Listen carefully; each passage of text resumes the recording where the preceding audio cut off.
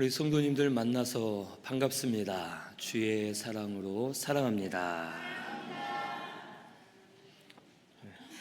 좋은데요? 예, 아주 크고 밝게 인사하시니까 아주 좋습니다. 네. 오늘 말씀은 시편 125편 1절에서 5절 여호와를 의지하는 자입니다. 오늘 말씀은 여기 1절에 여호와를 의지하는 자는 어떻게 될 것이다 라고 말씀해 주십니다. 이 첫째는 흔들리지 않도록 붙잡아 주실 것을 1절에 말씀하십니다. 우리 1절 같이 봉독합니다. 여호와를 의지하는 자는 시온산이 흔들리지 아니하고 영원히 있음 같도다. 아멘. 이 시온산이 왜 흔들리지 않느냐?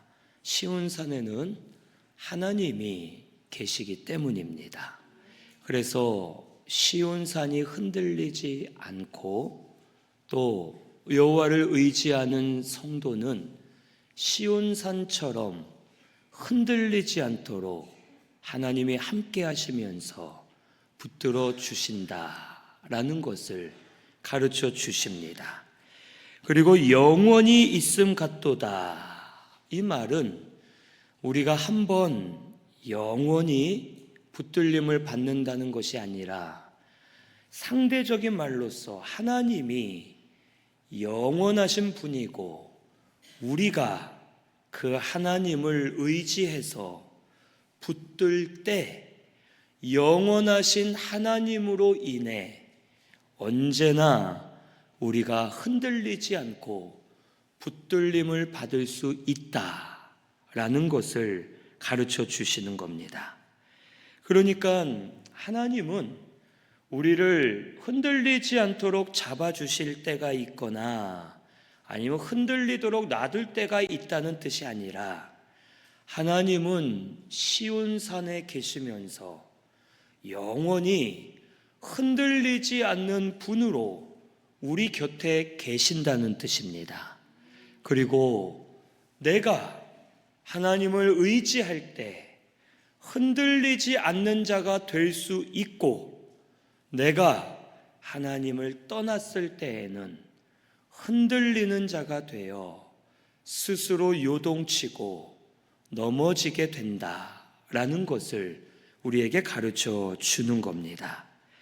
결국 하나님이 나를 붙들어 주시지만 내가 견고하신 하나님께 나아가 하나님을 의지해야 하나님의 붙들어 주시는 은혜가 우리에게 임함을 알려주시는 겁니다. 이 세상에서도 안전한 곳은 우리가 가야지 안전을 얻을 수가 있죠. 그 예로 구약 시대에 도피성 제도를 하나님이 알려주셨습니다. 이스라엘 지역, 각 지역마다 골고루 도피성을 6개를 각 지역에 맞게끔 세우셨습니다.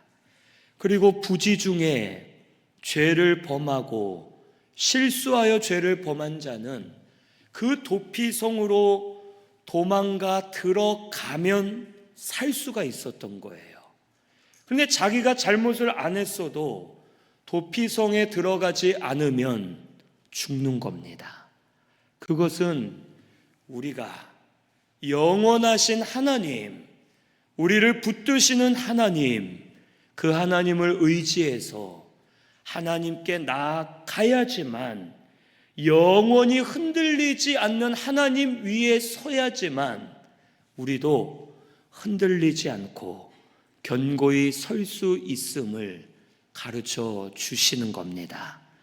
우리 성도는 맨날 그러죠. 왜 하나님 나 안 붙들어 주십니까? 하나님 왜 나를 이렇게 요동치게 하십니까?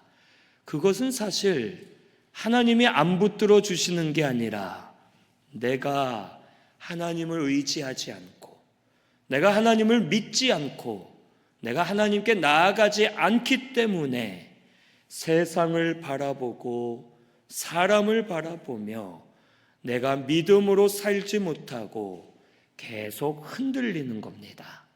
우리 하나님은 시온산이 서 있는 것처럼, 영원히 흔들리지 않는 것처럼, 우리 하나님은 지금도 우리 곁에서 흔들리지 않고 서 계시는 것을 믿어야 되겠습니다. 그 하나님을 의지하세요. 그러면 그 하나님이 우리를 붙들어 주실 때에는 흔들리지 않는 분이 붙들어 주셨기 때문에 우리도 흔들리지 않고 하나님 앞에 견고하게 서 있을 수가 있는 겁니다. 그런데 우리는 계속 요동치는 것을 보죠. 세상 것을 보고 사람을 의지하고 흔들리는 것을 믿기 때문에 우리 마음도 그것이 흔들릴 때마다 흔들리고 요동치고 변하여 믿음이 약해지고 하나님 앞에 서지 못하는 겁니다. 이제 오늘부터 하나님을 의지하는 우리 성도님들 되시기를 바랍니다. 하나님은 영원히 흔들리지 않는 분이십니다. 그 하나님을 붙잡으세요. 그 하나님은 영원히 우리와 함께 계십니다. 그 하나님을 붙잡고 의지해서 하나님으로 인해 흔들리지 않는 저와 우리 성도님들 되시기를 바랍니다. 둘째로 여호와를 의지하는 자는 지켜주신다고 여기 2절에 말씀하십니다. 산들이 예루살렘을 두름과 같이 여호와께서 그의 백성을 지금부터 영원까지 두루시리로다. 이 예루살렘은 여기 기록된 대로 산으로 둘러싸여 있는 지역이었습니다. 그래서 천하의 요새와 같았어요. 산으로 둘러싸여 있으니까 예루살렘이 안전하게 보호를 받을 수 있었고 산에서부터 물들이 흘러 예루살렘으로 다 모이는 겁니다. 그러니까 예루살렘이 물이 풍족한 아주 좋은 지역이었어요. 그런데 문제는 반대로는 어떻습니까? 산으로 둘러싸여 있기 때문에 도망가기가 어려워요. 또 산에서 물이 흘러 모이기 때문에 적들이 산 위쪽에서 물줄기를 끊으면 물이 끊어져서 살 수 없는 곳이 예루살렘입니다. 그런데 하나님은 예루살렘을 이스라엘의 수도로 정하게 하셨고 예루살렘에 하나님의 성전을 세우게 하셨어요. 무슨 뜻일까요? 산이나 물이 너희들을 막아주는 게 아니라 너희는 언제든지 적의 공격도 받을 수 있고 도망갈 수 없고 물이 끊어질 수 있지만 예루살렘에 하나님이 계시기 때문에 하나님이 너희를 지켜주시면 너희가 보호를 받을 수 있다라는 것을 알려주시는 겁니다. 우리 스가랴 2장 4절에서 5절 찾아보겠습니다. 스가랴는 구약성경 제일 마지막에서 두 번째입니다. 말라기 바로 앞에 있습니다. 스가랴 2장 4절에서 5절입니다.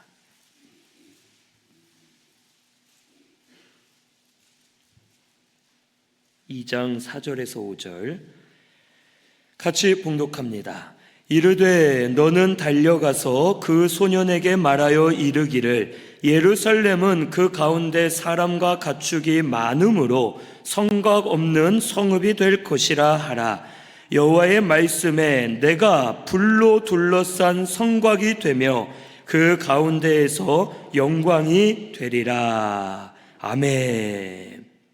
이 예루살렘은 성곽 없는 성읍이지만 누가 예루살렘의 성곽이 되어 주신다고 말하는 겁니까? 여호와께서 불로 예루살렘의 성곽이 되어 너희를 지켜주고 여호와께서 이곳에 함께 하시며 너희들의 영광이 되리라 라고 말씀해 주시는 겁니다. 결국 하나님만이 모든 것을 지키실 수 있다는 거예요. 아무리 견고한 여리고성, 아무리 견고한 곳이라도 다 무너지고 점령을 당하지만 하나님이 성곽이 되어 주셔서 하나님이 지켜주실 때 그곳은 안전하고 하나님 은혜로 살 수 있음을 가르쳐 주시는 겁니다. 우리도 하나님이 지켜주시는 성도가 되기를 바랍니다. 하나님이 지켜주시고 우리는 하나님을 의지해서 하나님의 지키심을 받는 우리 교회와 성도가 되어야 할 줄로 믿습니다. 그러면 하나님이 무엇을 지켜주셔야 될까요? 돈? 그러면 좋겠죠. 아니면 뭘 지켜주셔야 될까요? 사람? 뭘까요? 성경 말씀에 잠언 4장 23절에 보면 무릇 너희는 지킬 만한 것 중에 마음을 지키라. 이에서 생명의 근원이 남이라 라고 말씀하세요. 사람이 어디를 가든 마음이 견고히 서 있으면 무엇이든 이겨낼 수 있고 감당할 수 있는 겁니다. 그래서 우리는 하나님을 의지해서 하나님이 우리의 마음을 지켜주셔야 되는 거예요. 내 마음이 하나님을 향해 흔들리지 않으면 하나님을 믿을 수 있겠죠. 하나님을 믿으면 하나님은 믿음으로 우리에게 역사해 주십니다. 그리고 하나님의 역사를 보며 우리는 더 믿음으로 나아가고 또 하나님의 역사를 보게 되는 겁니다. 결국 우리에게 지켜주셔야 될 것은 우리의 마음인 거예요. 하나님을 의지하면 하나님이 우리의 마음을 지켜주실 겁니다. 돈은요, 있으면 든든하지만 없으면 또 마음이 불안해지잖아요. 다른 것도 마찬가지죠.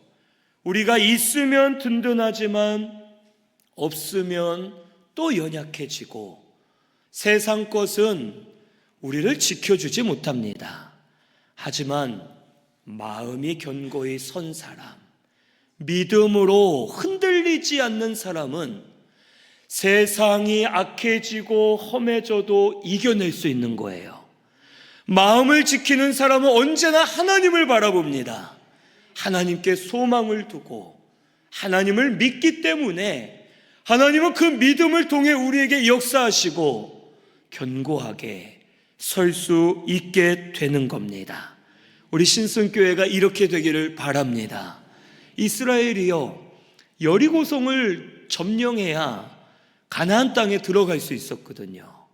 그런데 여리고성은 아주 오래된 성이고 성벽의 두께만 2m 정도 이상이 되는 아주 견고한 성이었다고 합니다.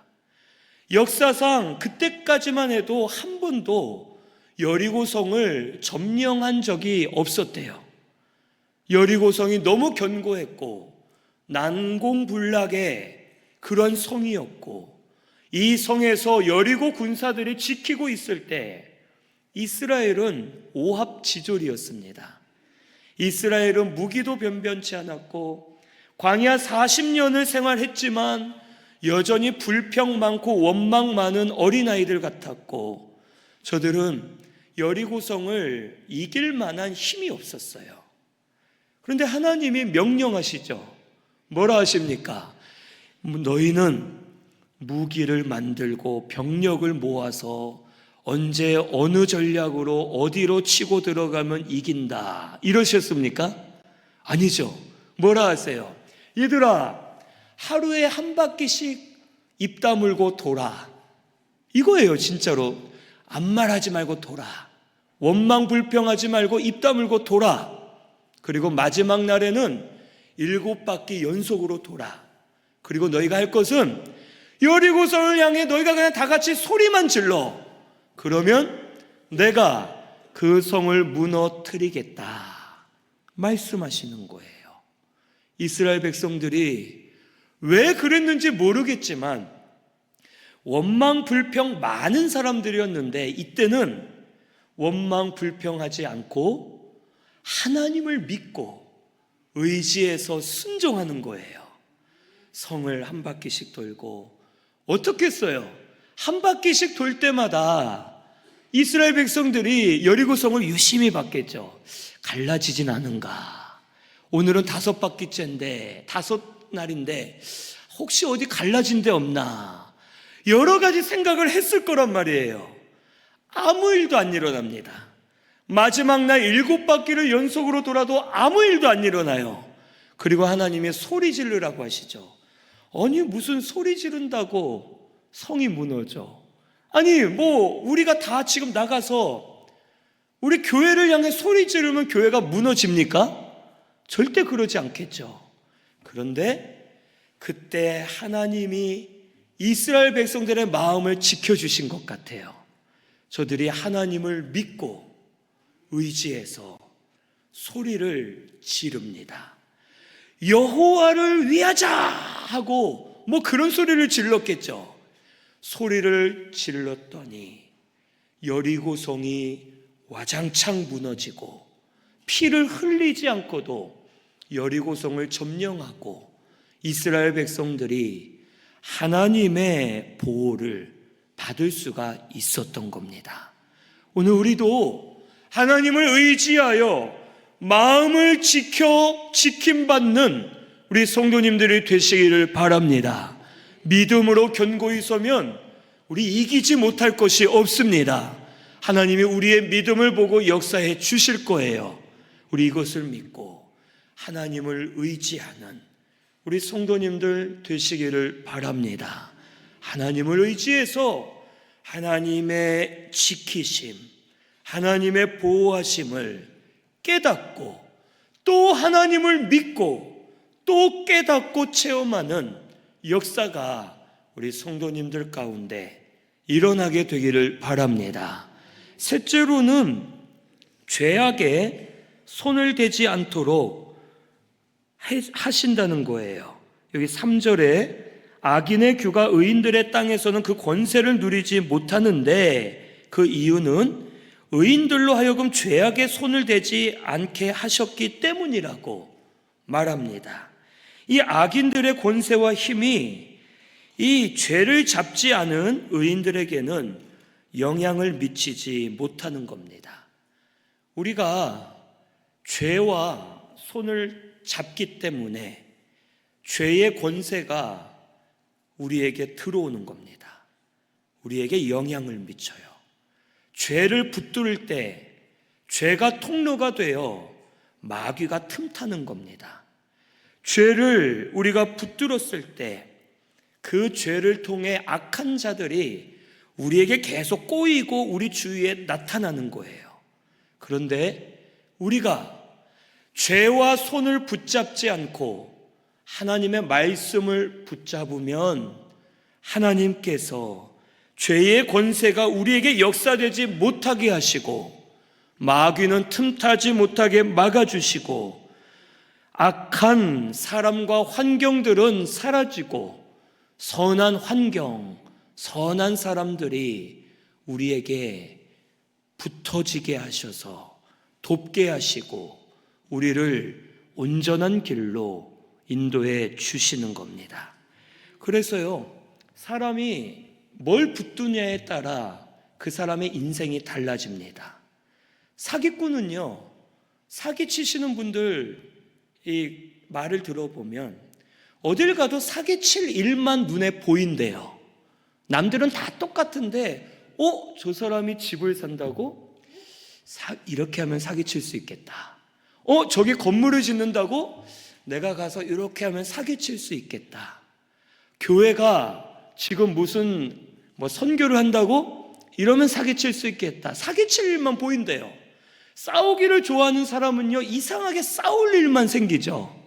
왜 나한테만 이런 일이 일어나나 하지만 본인이 싸우기를 좋아하고 싸우려고 하는 사람은 싸울 일만 맞닥뜨리게 되는 거예요. 저도 이 학창 시절에는 오래된 친구들이 있습니다.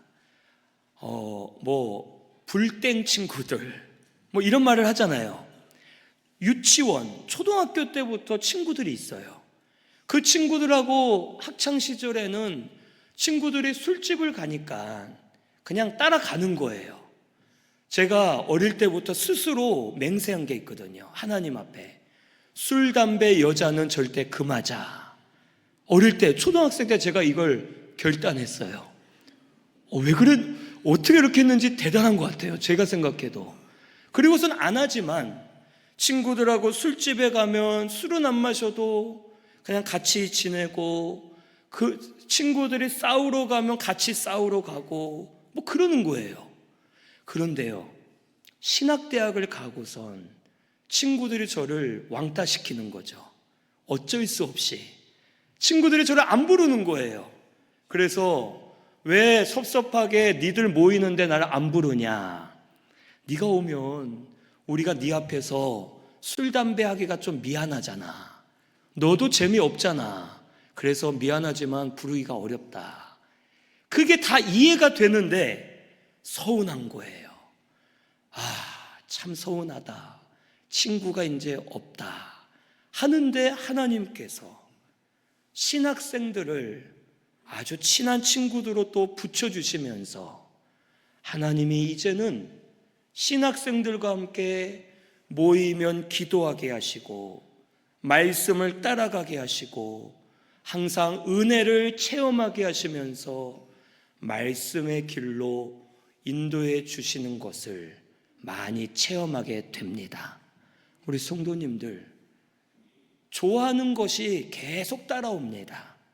돈 좋아하면 돈이 따라오고요, 술 좋아하면 술로 넘어지고요, 다른 것 우리에게 계속 따라오게 됩니다.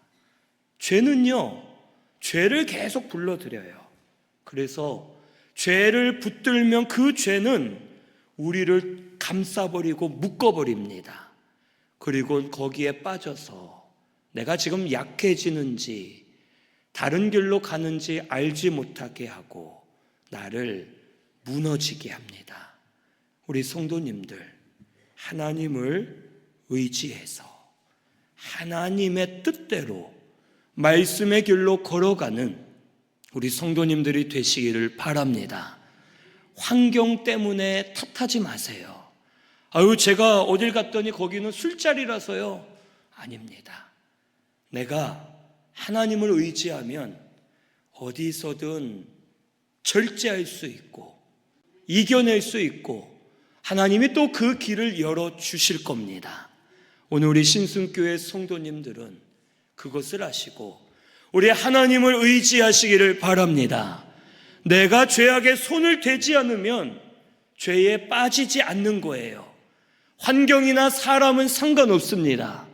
우리는 그것을 알고 항상 하나님을 의지해서 말씀을 따라가려고 힘쓰면서 죄악에 손을 대지 않는 우리 성도님들이 되시기를 바랍니다. 죄는 내가 이기기 어려워요. 죄는 분별되지 않습니다. 지금도 우리 성도님들 중에 죄 지으면서 이건 죄 아니야, 우리 해도 돼, 우리 이거는 별거 아니야 하며 분별하지 못하고 계속 사는 분들도 있을 겁니다. 하나님을 의지하면 하나님이 죄를 분별하게 하실 거예요. 그 죄를 끊게 하실 거예요. 마음에 가책이 되면 이제 끊으세요. 하나님 의지해서 끊고 죄를 끊고 하나님을 따라가면 하나님께서 도와주실 겁니다. 우리 여호와를 의지하는 자가 되어 우리 죄를 끊는 생명의 길로 가는 우리 신순교회가 되시기를 바랍니다. 여기 4절에서 5절은요, 하나님을 의지하지 않는 자에 대해서 말씀해 주십니다. 이 하나님을 의지하지 않는 자, 4절에 보니까 선한 자들, 마음이 정직한 자들은 하나님을 의지하는 자를 말합니다. 이들에겐 하나님이 선대해 주시죠. 그런데 여기 5절에 자기의 굽은 길로 치우치는 자들, 여호와께서 죄를 범하는 자들과 함께 다니게 놔두신다 라고 말해요. 하나님을 의지하지 않는 자는요, 굽은 길로 가는 거예요. 그리고 굽은 길로 가면서 죄인들과 함께하고 죄의 자리에 같이 있고 스스로 망해 간다라는 것을 우리에게 가르쳐 줍니다. 오늘 우리가 이것이 가장 큰 하나님의 징계예요. 하나님은요, 너 말 안 들었으니 망해봐라 하고 일을 망가뜨리거나 우리를 안 되게 막으시는 게 아니에요. 그냥 놔두세요. 로마서 말씀에도, 고린도 전서 말씀에도 그냥 놔두시면요, 우리가 하나님이 내버려 두셨을 때 정욕을 따라 욕심을 따라 순리를 영리로 쓰고 죄의 길로 간다고 기록되어 있죠. 하나님은요, 우리를 놔두시기만 해도 우리는 굽은 길로 걸어갈 수밖에 없는 죄인들이에요. 지금까지 우리가 살았던 것은요, 하나님 은혜지 우리가 잘나서 산 게 아니에요. 내가 의로워서, 내가 정직해서, 내가 바로 해서 지금 이렇게 사는 게 아니죠. 우리 믿는 사람들이 가장 많이 하는 말이 뭔지 아세요? 저도 가끔 해요. 화났을 때 무슨 말 합니까? 어휴, 내가 예수님만 안 믿었어도 저 인간 두들겨 팼을 텐데, 뭐 이런 말 많이 하죠. 저도 가끔 그래요. 저도 정말 화나는 사람이 있을 때 내가 목사만 아니었으면 진짜 뭐 이럴 때가 있어요. 그런데 목사니까, 믿는 사람이니까, 하나님이 계신 걸 알기 때문에 두려워서 내가 참고 선한 길로 가려고 하고 말씀을 따라가려고 힘쓰는 거죠. 하나님이 우리를 굽은 길로 갈 우리를 지금까지 계속 인도해 주고 계시는 겁니다. 그런데 하나님이 놔두시면 막 사는 거죠. 그래서 어떤 성도는요, 그게 보여요. 하나님이 그냥 놔두셔서 자기 마음대로 막 사는 게 보이거든요. 그런데 저도 뭐라 말을 못 하겠어요. 시험 들까 봐. 그런데 걱정은 돼요.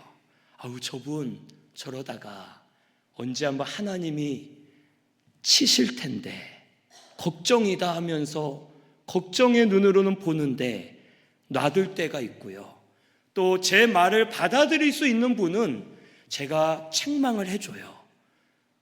그래서 하나님의 길로 돌아오도록 또 하나님이 인도해 주시는 것을 보게 됩니다.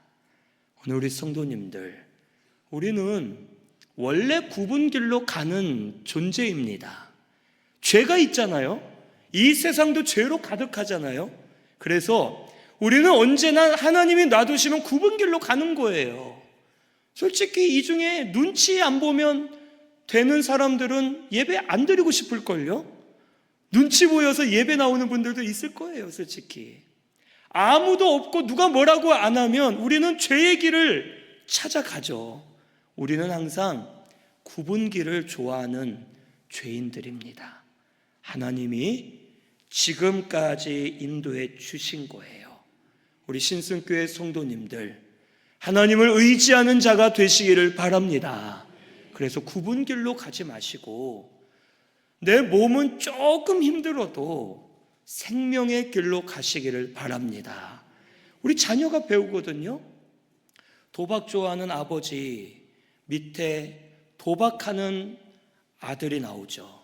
술주정뱅이 아버지 밑에 술주정뱅이 아들 손자가 나오죠. 그럴 수밖에 없는 겁니다. 하지만 하나님을 경외하는 사람은 자녀들도 하나님을 경외하게 되고요, 하나님의 말씀을 따라가게 되는 겁니다. 이런 역사가 우리 성도님들께 일어나길 바랍니다. 그런다 해서 제가 이익 보는 거 없잖아요. 저는 우리 성도님들 하나님 은혜로 살기를 바랍니다. 그래서 하나님을 의지하시면서 하나님 인도를 받아 굽은 길이 아닌 생명의 길, 정직한 길, 모두가 살아나는 길, 그 길로 걸어가면서 잘 만들어지는 우리 신승교회 성도님들 되시기를 바랍니다. 우리 말씀 생각하면서 통성으로 같이 기도하겠습니다.